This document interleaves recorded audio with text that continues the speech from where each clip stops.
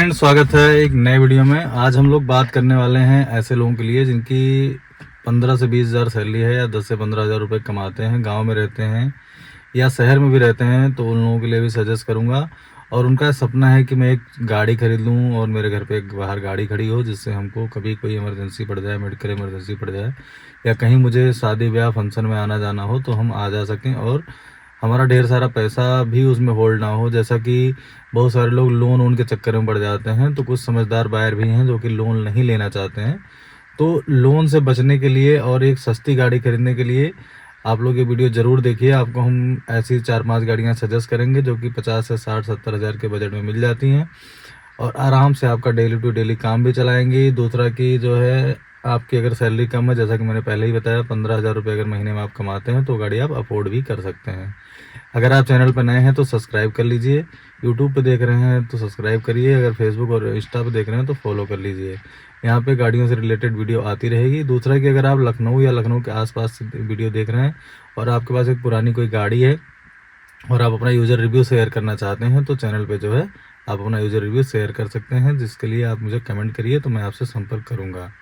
तो जैसा कि अगर हम लोग बात करते हैं 15 हज़ार कमाने वालों की चिंता, तो उनको बहुत सारे लोग जो है डरा देते हैं। जैसा कि अगर किसी से कहते हैं कि हमको गाड़ी लेनी है तो बहुत सारे लोग डरा देते हैं कि भाई इतना कम सैलरी है, तुम कौन सी गाड़ी लोगे, इतने में 50-60 हज़ार में कोई गाड़ी नहीं मिलती है, इंजन ख़राब रहेगा, ये रहेगा वो रहेगा, एक्सीडेंटल रहेगी और उस कंडीशन में तुम उसको बनवा नहीं पाओगे, रिपेयर नहीं करा पाओगे और फंस जाओगे। तो भाई ये भी बात बिल्कुल सही है, क्योंकि बहुत सारी ऐसी गाड़ियाँ हैं जो कि लग्जरी गाड़ियाँ हैं और लोग ख़रीदते हैं सस्ते में। तो भाई वो गाड़ी तो आप नहीं मेंटेन कर पाओगे, उसमें आप परेशान ही रहोगे। लेकिन कुछ ऐसी गाड़ियाँ भी हैं जो कि आप मतलब अफोर्ड कर सकते हो। जैसा कि अगर हम लोग बात करते हैं शुरुआत से, तो मारुति की स्टार्टिंग में जो एक गाड़ी आती थी, मारुति 800। मारुति 800 अगर आपको कहीं मिल जाती है आराम से 30 से 50 हज़ार के बीच में, 30-40 हज़ार रुपये मिल जाएगी। वो आप ख़रीद लो आराम से और इंजन वगैरह चेक कर लो। उसमें इंजन बहुत अच्छा 800 सीसी का इंजन आता था, 18-20 का माइलेज भी दे देती है। अगर आपको लुक मैटर नहीं करता है तो गाड़ी आप खरीद लो, 30 से 40 हज़ार में आराम से मिल जाएगी। आराम से आप उसको चलाओ, आपका जो है कोई दिक्कत नहीं है, आपका डेली टू डेली काम चलाएगी। दूसरी गाड़ी अगर आपका 50 से 60 हज़ार का बजट है तो आप अल्टो खरीद सकते हो। अल्टो आपको आराम से 8-9 मॉडल मिल जाएगी। अब आप कुछ लोग कमेंट करने लग जाओगे कि भाई 8-9 मॉडल गाड़ी के तो पेपर एक्सपायर हैं, उसको लेके हम क्या करेंगे। भाई तो ये गांव वालों के लिए है, जिसमें 15 साल गवर्नमेंट की तरफ से आपको मिलता है, फिर 5 साल आरआर हो जाता है। तो अगर आप 8 मॉडल गाड़ी भी लेते हो तो 2028 तक उसके पेपर रहेंगे आराम से, और आरआर फिर भी हो जाता है, 2-2 बार आरआर हो जाते हैं कई बार। तो आप ले सकते हो, कोई समस्या नहीं है। बस ये आप देख लेना कि पेपर आरआर हैं कि होने वाले हैं, वो सब खर्चे अपने जोड़ लेना। 5-7 हज़ार रुपये खर्चा आता है आरआर में, ठीक है। तो आप अल्टो ले सकते हो। अल्टो 800 की बात कर रहा हूँ मैं। उसके बाद में अल्टो 800 नहीं, अल्टो की बात कर रहा हूँ। और अल्टो 800 जो 2012 से लॉन्च हुई थी, वो आपको नहीं मिलेगी इतने में। उसका थोड़ा सा बजट आपको 1 लाख के ऊपर जाना पड़ेगा। लेकिन आप अल्टो भी ले लोगे तो बहुत अच्छी गाड़ी है, मैं पर्सनली रख चुका हूँ, काफ़ी रिलायबल प्रोडक्ट है, कोई दिक्कत देखने को नहीं मिलती है। तीसरा बात करते हैं, अगर आपका 40 हज़ार 30-40 हज़ार का बजट है तो आपकी टाटा नैनो आप ले सकते हो। टाटा नैनो तो आपको 11-12 मॉडल मिल जाएगी, 13 मॉडल तक मिल सकती है।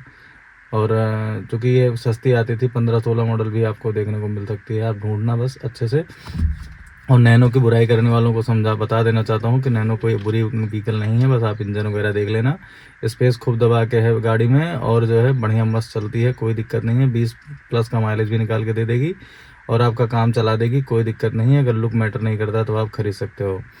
एक जो है जैन स्टीलियो आती है मारुति की, वो आप खरीद सकते हो। प्लस जो है होंडे की योन ले सकते हो। अगर 1 लाख 1.25 लाख का बजट है तो योन आपको मिल जाएगी। तो ये सारी गाड़ियाँ आप अगर 15 हज़ार 16 हज़ार की सैलरी आपकी है तो आप खरीद सकते हो। बस आप गाड़ी लेने से पहले 2-3 चीज़ें आपको बता देता हूँ, वो चेक कर लेना। सबसे पहले तो गाड़ी के मीटर पे मत जाना, क्योंकि मीटर टिल्ट हुआ रहता है, मतलब बैक करा के लोग बेचते हैं गाड़ी, तो वो आप मत लेना। और उसको चेक करने के लिए जो आपको बहुत इजी चीज़ बता रहा हूँ, अगर जो गाड़ी का ब्रेक पैड होता है, ब्रेक होता है, उसमें कई सारी चीज़ें होती हैं। जैसा कि अभी आपको हम दिखाने की कोशिश करते हैं। जैसा कि ये पैडल है, पैडल जो है ये देखिए घिसा हुआ है। इससे पता चल जाता है कि गाड़ी जो है आप कितना यूज हुई है। बहुत अगर ये गाड़ी 1 लाख 1.25 लाख 2 लाख 1.5 लाख किलोमीटर चली होती है तो पैडल घिस जाता है। तो उससे आप ये देख सकते हो कि गाड़ी कितनी चली है, ठीक है। सबसे पहला ऑप्शन ये है। दूसरा ये है कि गाड़ी के जो बेल्ट वगैरह हैं, जितने इलेक्ट्रॉनिक्स वगैरह हैं, वो प्रॉपर वर्क नहीं करते हैं, ज़्यादा गाड़ी ज़्यादा चली हुई होती है, तो उससे भी आप पता लगा सकते हो। दूसरा कि सस्पेंशन वगैरह अगर चेक करना है तो गड्ढे में ले जाओ तो खटखट खटखट की आवाज़ आ रही तो समझ जाओ सस्पेंशन। पहली बात तो आप ये ध्यान रखना कि जो लोग गाड़ी बेचते हैं वो म्यूजिक सिस्टम बहुत तेज़ बजा के चेक कराते हैं, तो म्यूजिक सिस्टम मत चेक करना, म्यूजिक सिस्टम एकदम बंद कर देना और चारों शीशे उतार देना, उसके बाद में गाड़ी चलाना। तो फिर आपको सस्पेंशन में अगर काम है तो खटपट की आवाज़ आएगी, और अगर गड्ढे में गाड़ी उछल रही है बहुत ज़्यादा तो समझ जाओ सॉकर वॉकर की दिक्कत है। अगर थोड़ा सा रोलिंग ज़्यादा लग रहा है गाड़ी में तो पीछे की जो सॉकर होती है उसकी समस्या हो सकती है।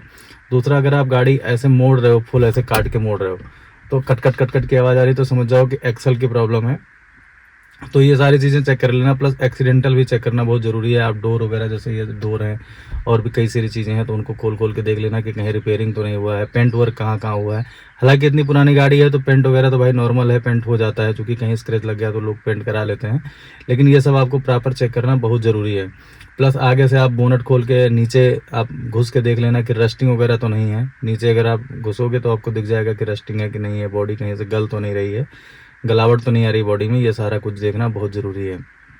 दूसरा कि कहीं से आगे से अगर गाड़ी, अमूमन ज़्यादातर गाड़ी आगे से एक्सीडेंट होती है, तो आगे से अगर गाड़ी एक्सीडेंट है तो गाड़ी में जो है आपको दिख जाएगा बोनट रिपेयर है या इम्पैक्ट हुआ है, बम्पर हुआ है। आगे बोनट हो सकता है, कई लोग जो है बोनट चेंज करा देते हैं, लेकिन अंदर का जो स्ट्रक्चर होता है जिसमें रेडिएटर वगैरह फंसा होता है वो आपको दिख जाएगा टेढ़ा मेढ़ा हुआ है, उसको ठोक ठाक के सीधा किया गया है तो पता चल जाता है, या कहीं बेल्ट हुआ है।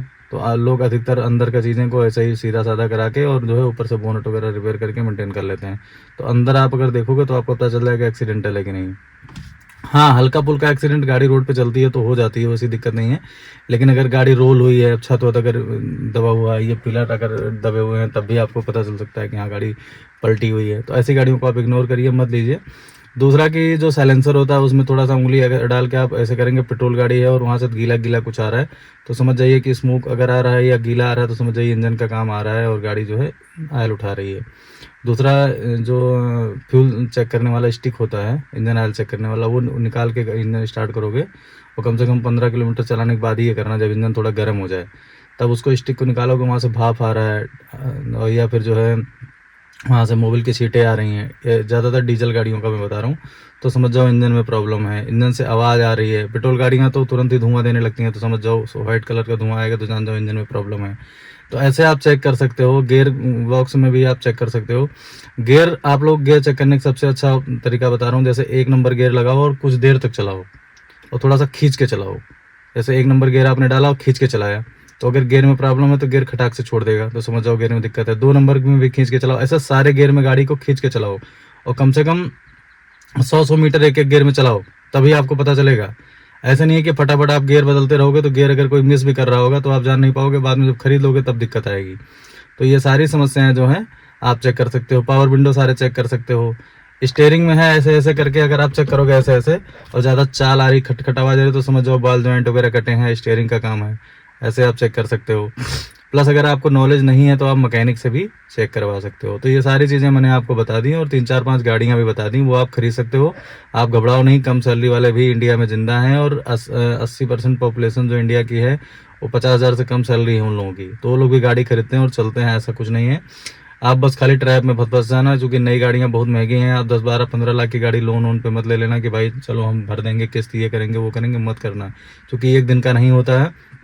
5 साल 8 साल 7 साल तक का लोन करा लेते हैं लोग, और 7 साल बस सोच के देखो, एक गाड़ी के लिए आप मेहनत कर रहे हो और गाड़ी की वैल्यू कम हो रही है रोज़।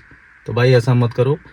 पुरानी गाड़ी अच्छे कंडीशन में अगर मिलती है तो ले लो और बढ़िया मस्त यूज करो और चलाते रहो, ठीक है। नई गाड़ी आप खरीदोगे तो उसको 4-5 साल कम से कम यूज़ करो, और अगर तुरंत बेचोगे तो नुकसान होगा। तो ये सारा बताने का मेरा मोटिव यही था भाई कि कम सैलरी वाले भी गाड़ी अफोर्ड कर सकते हैं। वीडियो में कुछ अच्छा लगा हो तो लाइक करें, शेयर करें, सब्सक्राइब करें। कुछ बुरा लगा हो तो कमेंट करके बता सकते हैं। मिलूंगा नेक्स्ट वीडियो में। Thanks for watching, bye bye.